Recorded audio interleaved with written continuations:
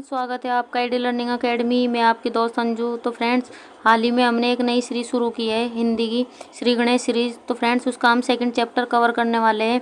तो चलिए फ्रेंड्स, आज का हमारा जो चैप्टर रहेगा वर्ण विचार, ये सभी एग्जाम के लिए बहुत ही हेल्पफुल होने वाला है। तो फ्रेंड्स, हम इस सीरीज़ के अंदर क्या क्या हम टॉपिक कवर करेंगे, ये मैंने, अगर आपने हमारी पहली क्लास नहीं देखी है तो फ्रेंड्स मैंने डिटेल से वहाँ पे बताया है, तो हमारी पहली क्लास ज़रूर देख लीजिएगा। तो चलिए फ्रेंड्स, हमारी क्लास को ज़्यादा से ज़्यादा शेयर कर दीजिए ताकि सभी बच्चों को इसका फ़ायदा मिल सके। तो चलिए फ्रेंड्स, पढ़ाना मेरा जुनून है। अगर मेरी वजह से 4 बच्चों को एग्ज़ाम में सहायता मिलती है या 4 बच्चों को कोई फ़ायदा मिलता है तो ये मेरा सौभाग्य रहेगा। तो चलिए फ्रेंड्स, हमारी वीडियो को ज़्यादा से ज़्यादा शेयर कर दीजिए ताकि हमें भी मोटिवेशन मिलता रहे। तो फ्रेंड्स, इस वीडियो को शुरू करने से पहले हम इसमें क्या क्या देखेंगे। तो फ्रेंड्स, इसमें हम वर्णमाला, परिभाषाएं, कितने वर्ण होते हैं, कितने व्यंजन होते हैं, इनकी क्या क्या परिभाषा है, कितने इनके भाग हैं, सभी हम चीज़ें इसमें कवर करेंगे। और फ्रेंड्स, वीडियो को लास्ट तक देखिए क्योंकि हमने लास्ट में इसमें बताया है कि नोट्स कैसे बनाए, वन लाइनर नोट्स कैसे बनाते हैं। तो फ्रेंड्स, हमने सभी कुछ इसमें बताया है। तो चलिए फ्रेंड्स, वीडियो में लास्ट तक बने रहिए ताकि आपको ज़्यादा से ज़्यादा फ़ायदा मिल सके। तो चलिए फ्रेंड्स, देखते हैं वर्ण। तो फ्रेंड्स, वर्ण क्या होते हैं? वह छोटी से छोटी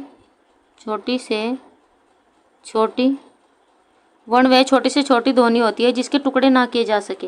तो चलिए फ्रेंड्स, देखते हैं। बोलते समय मुंह से जो विभिन्न प्रकार की ध्वनियाँ निकलती है, उन ध्वनियों को लिखने के लिए जो संकेत प्रयोग में लाए जाते हैं वही वर्ण या अक्षर कहे जाते हैं। तो फ्रेंड्स, जो ध्वनियाँ हम मुंह से जो ध्वनियाँ निकालते हैं, विभिन्न प्रकार की हम जो ध्वनियाँ निकालते हैं, ये ध्वनि क्या होती है? तो फ्रेंड्स, जैसा कि हमने कहा म, ये एक ध्वनि होगी। और फ्रेंड्स, जो भी हमने इसका लिखने का प्रयोग किया या यह संकेत के माध्यम से हमने लिखा कि हमने बोला म, और हमने इसके लिखने के लिए संकेत किया कि म ऐसे लिखा जाता है, तो यही हमारा वर्ण हो गया। चलिए फ्रेंड्स, देखते हैं। ध्वनि केवल बोली जाती है किंतु वर्ण का प्रयोग बोलने और लिखने दोनों ही कार्यों में होता है। तो फ्रेंड्स, चलिए देखते हैं। जैसा कि हमने 2 शब्द लिए, उदाहरण के माध्यम से हम देखते हैं। हमने लिए 2 शब्द, पवन और शहर। तो फ्रेंड्स, अगर हम इनके टुकड़े करेंगे तो फिर पहले हम देखते हैं पवन।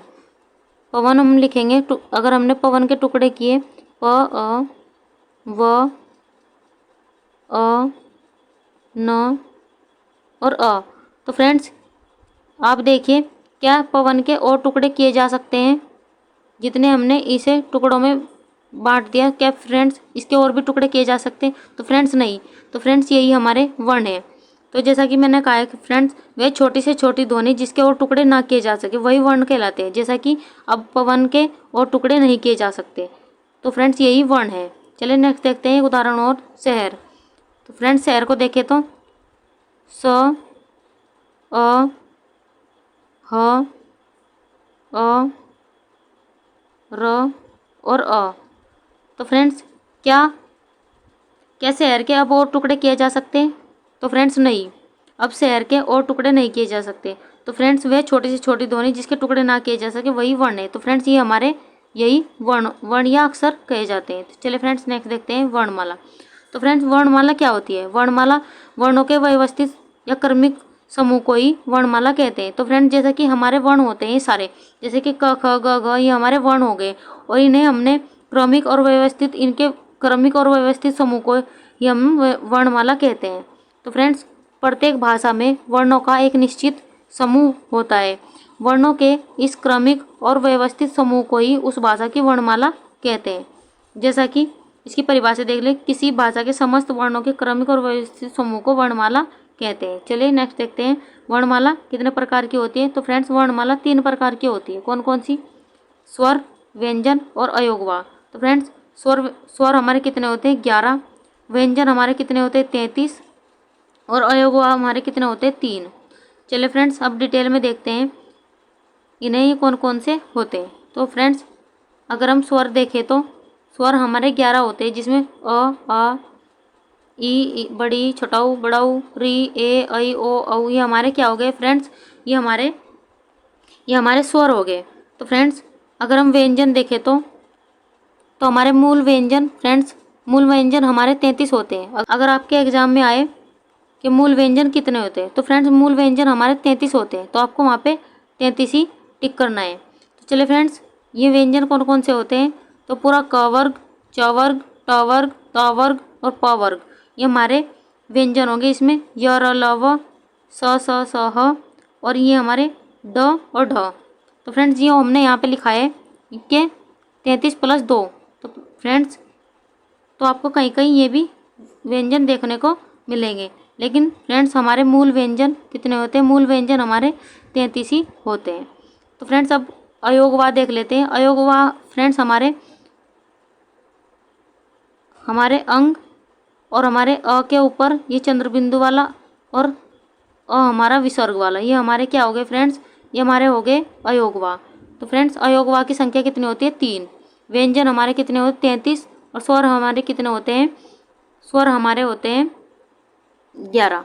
तो फ्रेंड्स अगर हम वर्णमाला में अगर हम वर्ण देखें तो वर्णमाला में अगर हम वर्ण देखें तो सारे वर्ण हमारे 52 होते हैं। तो चलिए नेक्स्ट देखते हैं। अब इन्हें एक एक करके समझते हैं फ्रेंड्स। पहला है हमारे स्वर। जिन वर्णों का उच्चारण किसी अन्य ध्वनि की सहायता के बिना होता है उन्हें स्वर कहते हैं। तो फ्रेंड्स जो हमारे स्वर होते हैं ये अन्य ध्वनि यानी कि अन्य किसी भी ध्वनि की सहायता के बिना ये बोले जाते हैं, इन्हें हम स्वर कहते हैं। तो फ्रेंड्स जिन वर्णों का उच्चारण किसी अन्य ध्वनि की सहायता के बिना होता है उन्हें हम स्वर कहते हैं। स्वर व्यंजनों के उच्चारण में भी सहायता करते हैं। तो फ्रेंड्स जितने भी हमारे व्यंजन हैं उनमें हमारे व्यंजनों में भी जो सहायता उनके बोलने में सहायता करते हैं वो भी उनके उच्चारण में हमारे स्वर ही करते हैं। स्वर के बिना व्यंजन आधा अधूरा है। तो चलिए फ्रेंड्स देखते हैं हिंदी में स्वर कितने होते हैं फ्रेंड्स? हिंदी में स्वर 11 होते हैं। जब हम इन स्वर वर्णों का उच्चारण करते हैं तो मुंह के भीतर की वायु बिना रुकावट के बाहर आती है। तो फ्रेंड्स जब हम इनका उच्चारण करते हैं तो हमारे जो मुंह के भीतर की वायु है वो बिना किसी रुकावट के बाहर निकल आती है, उसे ही हम स्वर कहते हैं। चाहे तो आप बोल कर देख लीजिए, जैसे अ आ ई उ ए ऐ ओ औ। फ्रेंड्स ये 11 होते हैं। आप चाहे तो बोल कर देख लीजिए कि मुंह के भीतर की जो वायु है बिना किसी रुकावट के वो बाहर निकलती है या नहीं। तो फ्रेंड्स अगर स्वर के भेद देखें तो ये 3 प्रकार के होते हैं, जिसमें कौन कौन से होते हैं चलिए देखते हैं। इसमें ह्रस्व स्वर, तो फ्रेंड्स इसे हम मूल स्वर भी कहते हैं, ह्रस्व, दीर्घ और प्लुत स्वर। तो फ्रेंड्स चलिए अब डिटेल से देखते हैं इन्हें भी एक एक करके। तो फ्रेंड्स अगर हमारी वीडियो आपको पसंद आ रही है तो लाइक सब्सक्राइब करना ना भूलें और हमारी वीडियो को ज़्यादा से ज़्यादा शेयर कर दीजिए ताकि और बच्चों को भी इसका फ़ायदा मिल सके। तो उच्चारण में लगने वाले समय के अनुसार स्वर के 3 भेद होते हैं। तो फ्रेंड्स इन जो हमारे ह्रस्व, दीर्घ और प्लुत स्वर हो गए, इनके उच्चारण में लगने वाले समय के आधार पर ही इनके 3 भाग हैं, इन्हें 3 भागों में बांटा गया है। तो चलिए फ्रेंड्स देखते हैं। पहले हम देखते हैं ह्रस्व या मूल स्वर, इन्हें हम मूल स्वर भी कहते हैं। जिन स्वरों के उच्चारण में सबसे कम समय लगता है, तो फ्रेंड्स जो हमारे मूल स्वर या ह्रस्व स्वर हो गए इनमें सबसे कम समय लगता है, उन्हें हम ह्रस्व स्वर कहते हैं। इनकी संख्या 4 होती है। कौन कौन से होते हैं?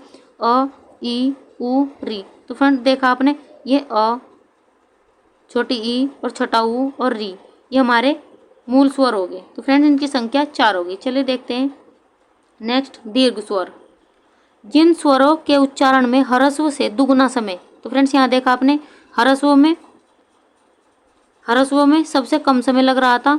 और फ्रेंड्स जो दीर्घ स्वर है उनमें ह्रस्व से, यहाँ पे लिखा हुआ है फ्रेंड्स, ह्रस्व से दुगुना समय लगता है, उन्हें हम दीर्घ स्वर कहते हैं। जैसे कि वहाँ पे आपने छोटा अ, तो आपने यहाँ पे देखा बड़ा अ, यहाँ छोटी ई, यहाँ बड़ी ई, यहाँ ऊ, यहाँ बड़ा ऊ, ए ऐ ओ औ। तो फ्रेंड्स ये इनकी संख्या 7 होती है।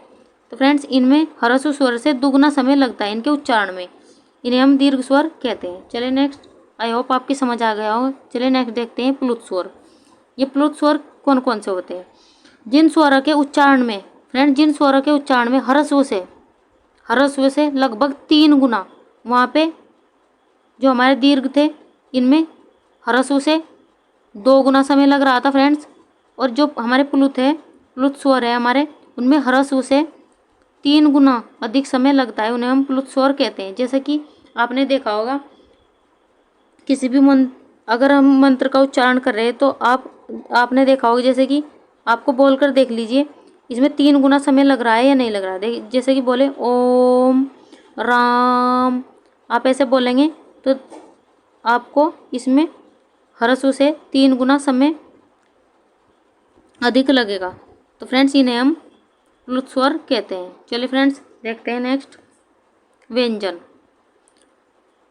जिन वर्णों का उच्चारण स्वर ध्वनि की सहायता से होता है उन्हें व्यंजन कहते हैं। तो फ्रेंड्स जितने भी व्यंजन है, जितने भी सारे व्यंजन हैं उनमें स्वर की सहायता से उनका उच्चारण होता है, स्वर की सहायता से।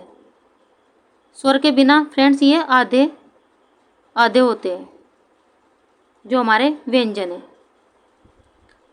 तो जिन वर्णों का उच्चारण स्वर ध्वनि की सहायता से होता है उन्हें हम व्यंजन कहते हैं।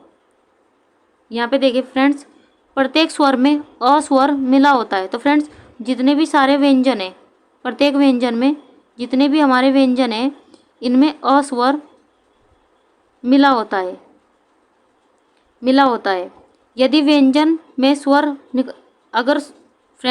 अगर हमने इन व्यंजन में से अ स्वर को निकाल दिया जाए तो ये आधे रह जाते हैं। देखिए उदाहरण के तौर पे देख लीजिए, जैसे कि हमने क एक वर्ण लिया, क में से हमने अ को माइनस कर दिया तो ये हमारा आधा क रह गया। ऐसे ही हमने ल में से हमने अ को माइनस किया और ये आधा ल रह गया। जैसे ख में से हमने अ माइनस किया तो ये आधा ख बच गया। तो फ्रेंड्स ऐसे ही जो हमारे व्यंजन है अगर इसमें से स्वर को निकाल दिया जाए तो व्यंजन आधे रह जाते हैं। तो जितने भी सारे व्यंजन हैं वो स्वर की सहायता से होते हैं। जिन वर्णों का उच्चारण स्वर ध्वनि की सहायता से होता है उन्हें हम व्यंजन कहते हैं। तो चलिए फ्रेंड्स नेक्स्ट देखते हैं। मूल हिंदी में 33 वर्ण हैं।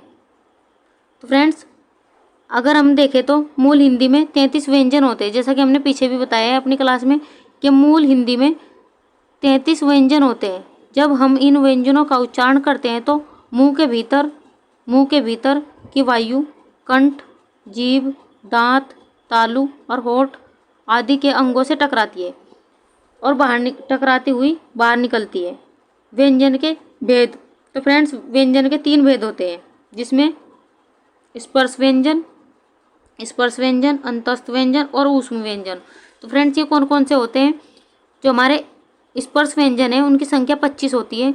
ये क से म तक होते हैं फ्रेंड्स 25 व्यंजन। अंतस्थ हमारे य, र, ल और व, ये हमारे अंतस्थ व्यंजन। ऊष्म हमारे स, श, स और ह, ये हमारे, इनकी भी संख्या 4 होगी।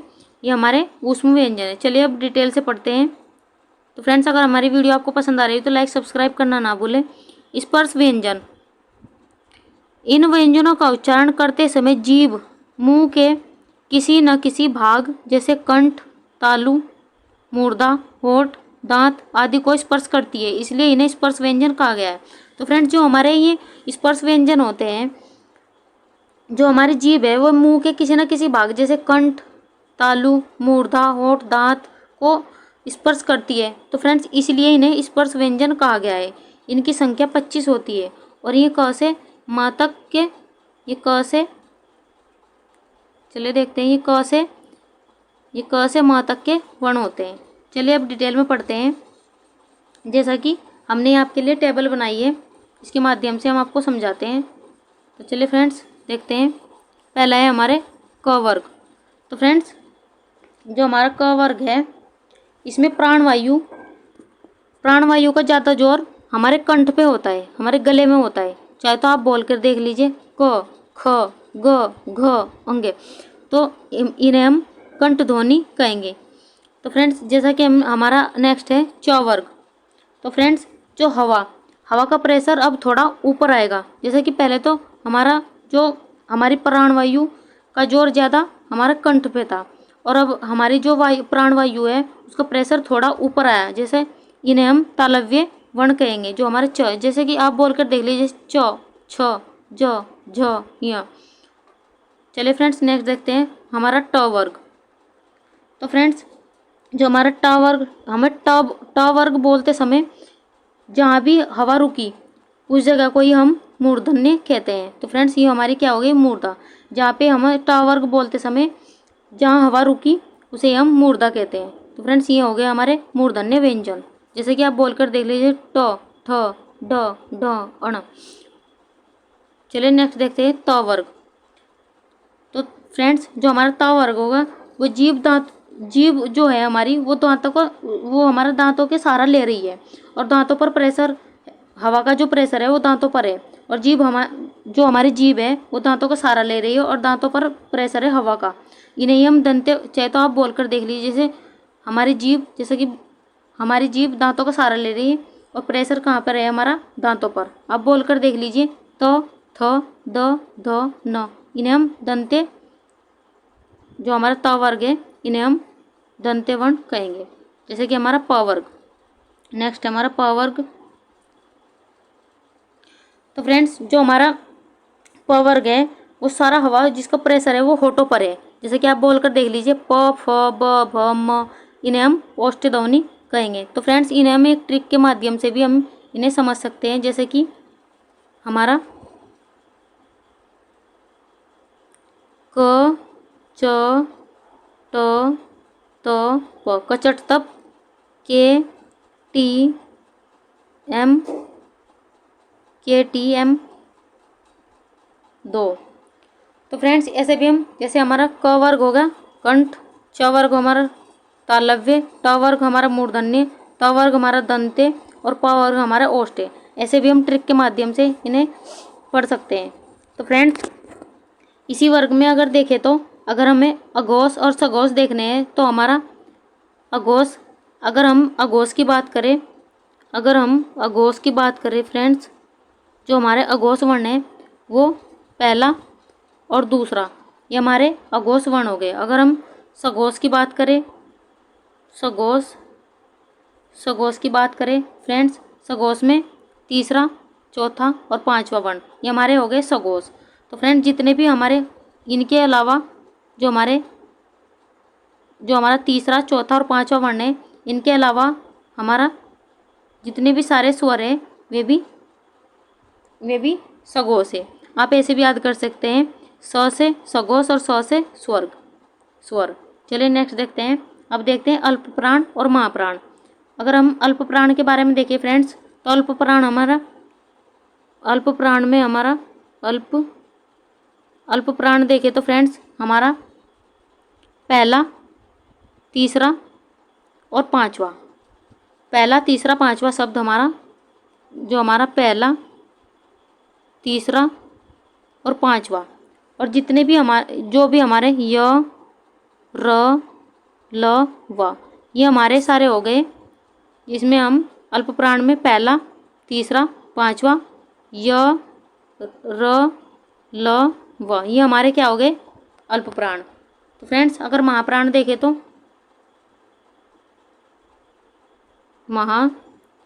महाप्राण देखें तो फ्रेंड्स, महाप्राण में दूसरा और चौथा वर्ण, और जितने हमारे ऊष्म व्यंजन है, स, श, ह, दूसरा और चौथा वर्ण और हमारे ऊष्म व्यंजन, ये हमारे हो गए महाप्राण। आई होप फ्रेंड्स आपको समझ आ गया होगा। मैंने थोड़ा सी कोशिश की आपको समझाने की। चलिए अभी इन्हें डिटेल में पढ़ते हैं। अंतस्थ व्यंजन। अंतस्थ व्यंजन कौन कौन से होते हैं फ्रेंड्स? य, र, ल, व, ये हमारे 4 अंतस्थ व्यंजन होते हैं। अंतस्थ का अर्थ है फ्रेंड्स अंदर या बीच में स्थित। जो ध्वनियाँ स्वर और व्यंजन के बीच में स्थित हो उन्हें अंतस्थ व्यंजन कहते हैं। इनका उच्चारण करते समय जीभ का मुंह के किसी भी भाग से पूरी तरह स्पर्श नहीं होता। तो फ्रेंड्स जब हम इनका उच्चारण करते हैं, चाहे तो आप बोलकर देखें, तो हमारी जो जीभ है वो मुंह के किसी भी भाग से पूरी तरह से स्पर्श नहीं करती। जैसे कि आप बोलकर देख लीजिए, य, र, ल, व। आपने देखा होगा कि जो हमारे मुंह के अंदर जो हमारी जीभ है वो मुंह के अंदर किसी भी भाग को पूरी तरह से स्पर्श नहीं कर रही। इन्हें हम अंतस्थ व्यंजन कहते हैं। चलिए फ्रेंड्स नेक्स्ट देखते हैं ऊष्म व्यंजन। ऊष्म का अर्थ है फ्रेंड्स गर्म। तो इनके उच्चारण में मुंह से गर्म श्वास निकलती है और इन्हें बोलते समय हमें ज़्यादा संघर्ष करना पड़ता है। तो फ्रेंड्स ये कौन कौन से हैं? ये स, श, स, ह, ये 4 होते हैं इनकी संख्या। तो फ्रेंड्स इन्हें हम ऊष्म व्यंजन कहते हैं। चलिए नेक्स्ट, आई होप आपकी समझ में आ रहा होगा फ्रेंड्स हमारी वीडियो को ज़्यादा से ज़्यादा शेयर कर दीजिए ताकि और बच्चों को भी इसका फ़ायदा मिल सके। तो चलिए फ्रेंड्स, अब देखते हैं अयोगवा। तो फ्रेंड्स अर्थ देखें, योग ना होने पर भी साथ रहना। तो फ्रेंड्स अयोगवा का अर्थ है योग ना होने पर भी साथ होना। व्याकरण में अयोगवा ऐसी ध्वनियाँ हैं जो स्वर एवं व्यंजन नहीं होती। तो फ्रेंड्स ये जो हमारे अयोगवा है ये ना तो स्वर होते ना व्यंजन, फिर भी इन ध्वनियों को ग्रहण करते हैं। तो फ्रेंड्स अयोगवा 3 होते हैं। इसमें चले देख अयोगवा 3 कौन कौन से होते हैं। इसमें अंग और ये अ के ऊपर चंद्रबिंदु और ये अविसर्ग वाला। तो फ्रेंड्स ये हमारे 3 अयोगवा आ गए। चलिए अब इन्हें डिटेल में पढ़ते हैं। अनुस्वार। तो फ्रेंड्स जो हमारी अंक की बिंदी लगती है इसे हम अनुस्वार कहते हैं। अनुस्वार का उच्चारण नाक से होता है। तो फ्रेंड्स जो हमारे अनुस्वार है, जो हमारे ये क से माँ तक के हमारे वर्ण है, जो हमारे 5 वर्ग है क से माँ तक के जो हमारे 5 वर्ग है, इनका जो इन 5 वर्ग के अंतिम वर्ण हमारे अनुस्वार कहे जाते हैं। और इनकी सहायता से बनने वाले शब्द देख लेते हैं फ्रेंड्स। इसमें जैसे कि मंगल, चंचल, कंगन, अंग, और भी देख लीजिए जैसे कि कंचन आदि शब्द इनसे बनाए जाते हैं। चलिए फ्रेंड्स अब देखते हैं अनुनासिक। तो फ्रेंड्स अनुनासिक कौन से शब्द होते हैं जिनके अ के ऊपर चंद्रबिंदु लगता है, उन्हें हम अनुनासिक शब्द कहते हैं। अनुनासिक का उच्चारण मुंह और नाक से होता है। तो फ्रेंड्स जो हमारे अनुनासिक शब्द है उनका उच्चारण मुंह और नाक से होता है। इसका प्रयोग चंद्रबिंदु के रूप में होता है। जैसे कि कुछ वर्ड देख लीजिए जैसे चांद, गांव, चांदी, मूंगा आदि शब्द इनसे बनाए जाते हैं। अब देख लेते हैं विसर्ग। तो फ्रेंड्स विसर्ग का उच्चारण ह की तरह होता है। इसका प्रयोग संस्कृत के उन शब्दों में किया जाता है जिनका प्रयोग हिंदी में होता है, जैसे कि प्रातः, प्राय आदि। तो फ्रेंड्स जो हमारे विसर्ग है, तो फ्रेंड्स अगर हम देखें तो जब हम विसर्ग का उच्चारण करते हैं तो उसमें ह की साउंड आती है। जैसे कि आप देख लीजिए, जैसे हमने प्रातः लिखा, जैसे हमने लिखा प्रातः, तो फ्रेंड्स जो हमारे ये विसर्ग है इसमें ह की साउंड आती है। तो विसर्ग का उच्चारण ह की तरह होता है। इसका प्रयोग संस्कृत के उन शब्दों में किया जाता है जिनका प्रयोग हिंदी में होता है, जैसे नमः हो गया, प्रातः हो गया, प्राय हो गया, प्रातःकाल हो गया। तो फ्रेंड्स इनसे आदि शब्द लिखे जाते हैं। जो व्यंजन एक से अधिक व्यंजनों के मेल से बनते हैं उन्हें संयुक्त व्यंजन कहते हैं। तो फ्रेंड्स एक बात और बता दूं, जैसे कि हमारे स्वर तो हमारे हो गए 11, लेकिन जो हमारी मात्रा है वो होगी 10। तो फ्रेंड्स इसमें अ की कोई मात्रा नहीं होती। तो फ्रेंड्स हमारे जो स्वर है वो हमारे 11 होते हैं और 10 मात्राएं होती, अ की कोई मात्रा नहीं होती। तो चलिए फ्रेंड्स अब देखते हैं संयुक्त व्यंजन। तो फ्रेंड्स हमारे संयुक्त व्यंजन कौन कौन से होते हैं। जो व्यंजन एक से अधिक व्यंजनों के मेल से बनते हैं उन्हें संयुक्त व्यंजन कहते हैं। जैसे कि हमारा क्ष, त्र, ज्ञ और श्र। तो फ्रेंड्स जो हमारा क्ष है वो क और स के मेल से बनाए। जो हमारा त्र है वो त और र के मेल से बनाए। और जो हमारा ज्ञ है वो हमारा ज और इ की साउंड से बनाए। और हमारा स्र श्रमिक है वो स और र के मेल से बनाए। तो फ्रेंड्स ये थे हमारे संयुक्त व्यंजन। तो चलिए फ्रेंड्स इनकी संख्या कितनी होती है, ये 4 होती है। जो हमारे संयुक्त व्यंजन है,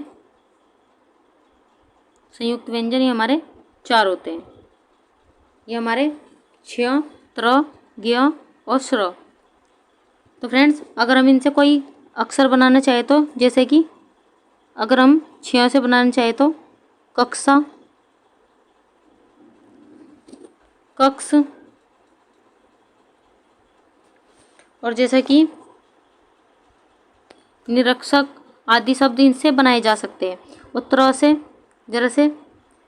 त्र से अगर कोई शब्द बनाना चाहे तो त्रिशूल हो गया जैसे। और ज्ञ से जैसे ज्ञान, ज्ञाता फ्रेंड्स आदि शब्द इससे बनाए जाते हैं। और श्र श्रमिक से जैसे श्रमिक, श्रीमती, आदि शब्द इनसे बनाए जाते हैं। आई होप आपकी समझ में आ गया हो। चलिए फ्रेंड्स अब देखते हैं। तो फ्रेंड्स अगर आप शॉर्ट नोट्स बनाना चाहते हैं तो मैंने कुछ वन लाइनर क्वेश्चन भी लिखे हैं इसमें, जो आप शॉर्ट तरीके से बना सकते हैं, जो एक एक लाइन में आप कवर सकते हैं। जैसा कि हमारा पहला क्वेश्चन है, बिना किसी दूसरे वर्ण की सहायता से बोले जाते हैं। तो फ्रेंड्स आपने पीछे पढ़ा है कि बिना किसी वर्ण की सहायता से क्या बोले जाते हैं। तो फ्रेंड्स इन्हें हम स्वर कहेंगे। और स्वरों की सहायता से बोले जाने वाले फ्रेंड्स हमारा नेक्स्ट है, उन्हें हम व्यंजन कहेंगे। ह्रस्व या मूर्ध स्वर कितने होते हैं फ्रेंड्स? ये 4 होते हैं, अ, ई, उ, री। तो चलिए फ्रेंड्स नेक्स्ट देखते हैं। दीर्घ स्वर ये 7 होते हैं संख्या में, जैसे बड़ा आ, बड़ी ई, उ, ए, ऐ, ओ, औ। इनकी संख्या 7 होती है। संयुक्त स्वर देखें तो ए, ऐ, ओ, औ, ये हमारे इनकी भी संख्या 4 होगी, संयुक्त स्वर। दीर्घ संधि स्वर देखें तो फ्रेंड्स इनकी संख्या 3 होगी, बड़ा आ, बड़ी ई और बड़ा ऊ। ये संख्या में 3 होते हैं। तो फ्रेंड्स हमारी वीडियो को ज़्यादा से ज़्यादा शेयर कर दीजिए ताकि हमें भी मोटिवेशन मिलता रहे। तो चलिए फ्रेंड्स अब आगत शब्द देख लेते हैं। आगत शब्द क्या होते हैं? तो फ्रेंड्स आगत शब्द होते हैं जो इंग्लिश में, जैसे कि आ, इसकी संधि होती है ओ। तो फ्रेंड्स जैसे कि इससे कुछ अक्षर बना लेते हैं, जैसे कि डॉक्टर हो गया, जैसे कि ऑर्डर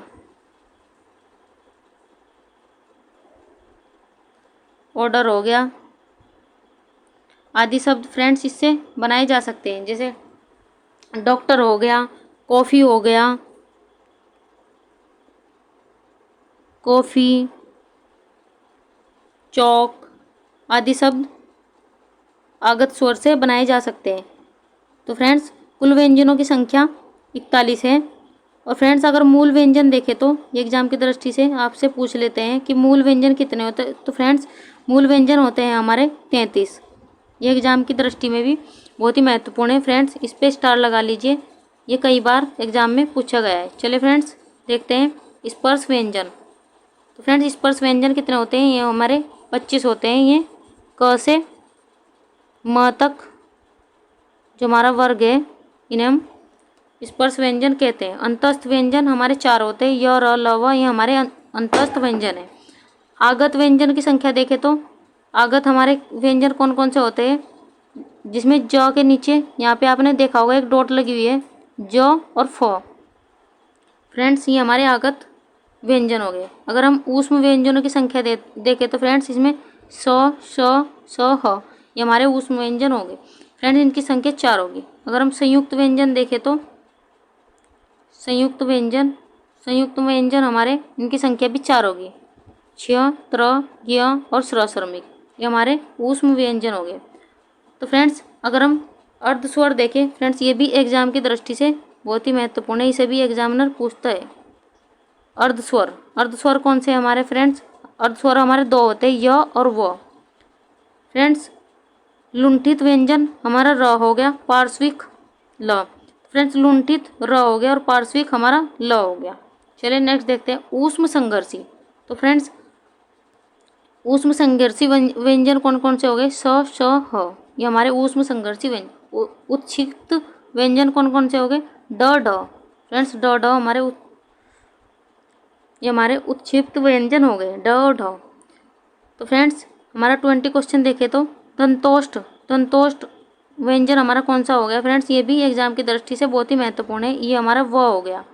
तो फ्रेंड्स आज की हमारी वीडियो आपको कैसी लगी हमें कमेंट बॉक्स में ज़रूर बताएं। और फ्रेंड्स आज की वीडियो और ज़्यादा लंबी हो जाएगी और इसके क्वेश्चन आंसर पिछली क्लास के, पहली क्लास के और सेकंड चैप्टर के हम इसके क्वेश्चन आंसर आपको कल कराएंगे फ्रेंड्स, जिसमें हम 30 क्वेश्चन आपको कवर कराएंगे। जितने प्रीवियस ईयर में आए हुए सारे क्वेश्चन उन्हें हम आपको क्वेश्चन की सीरीज में करा देंगे। और फ्रेंड्स अगर आप चाहते हैं कि हमें एक टेस्ट सीरीज शुरू करना चाहे तो ये भी हमें कमेंट बॉक्स में लिखकर ज़रूर बताएं, हम करें या ना करें अपनी टेस्ट सीरीज शुरू, जिसमें हम प्रीवियस ईयर के क्वेश्चन रखेंगे। और फ्रेंड्स चलिए फ्रेंड्स अगर हमारी वीडियो आपको पसंद आई हो तो लाइक सब्सक्राइब करना ना भूलें और ज़्यादा से ज़्यादा वीडियो को शेयर कर दीजिए। तब तक के लिए मिलते हैं अगले नेक्स्ट चैप्टर के साथ में, तब तक के लिए खुश रहिए और अपना ध्यान रखिए। Bye, thank you.